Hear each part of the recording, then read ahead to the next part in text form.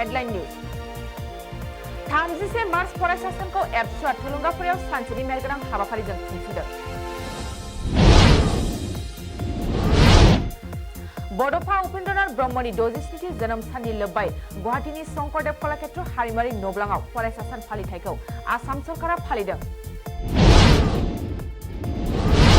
क'क्राझार गसाइगाव रोजा रोजा दाउ बयलारखौ फबदों।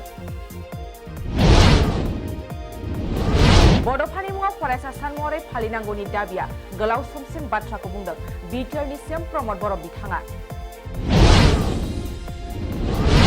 मोनसे दावबायारि हानजायाव मानास माहारियारि हाग्रामायाव थोंजोङै मोसाखौ खाथि नोजोरावनो सोमोनांथावै नुनो मोन्दों।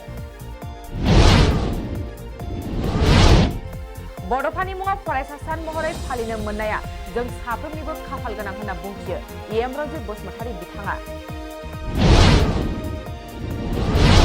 अदालगुरि जिल्ला एबसुआ बड'फा उपेन्द्रनाथ ब्रह्मनि 67थि जोनोम सानखौ गाजा गोमजायै फालिदों।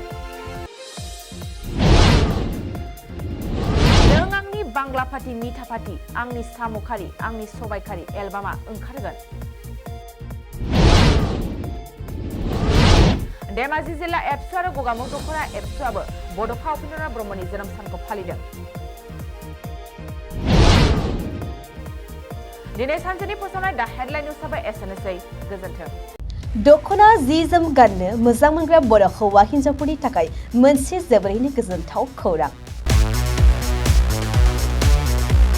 F&F क्लथिं गलाया फैगौ बैसागु फोरबोनि थाखाय समायना रमायना दख'ना जोमग्रा सादोर ब्लाउज आरो हौवाफोरनि थाखाय आर'नाइ गामसा शार्ट बायदि रोखोमनि गानग्रा जि जोमखौ नोंथांमोननि थाखाय लानानै फैदों।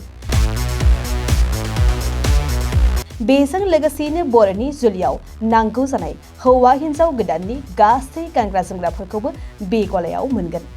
गसाइगाव टाउनजों नांजाबनाय राजापारानि गार्लस स्कुलनि अपोजिटआव थानाय F&F क्लथिं गलायाव बर'नि गाब गोनां समायना रमायना ड्रेसफोरखौ गोसोनि लुबैनाय बायदि मोननो हागोन। लोगोसेयैनो गोसो गुदुं सुबुंफ्रा गावनि मोजां मोननाय ड्रेसफोरखौ F&F क्लथिं गलायाव जायखिजाया सानावनो लांफैनो हागोन। नोंथांमोना F&F क्लथिं गलायाव जि जोम आर'नाइ आरो गानग्रा ड्रेसफोरखौ लांफैनोब्ला नैबे मबाइल नम्बर 8472858324 आव थोंजों खौरां लाहरनो हागोन।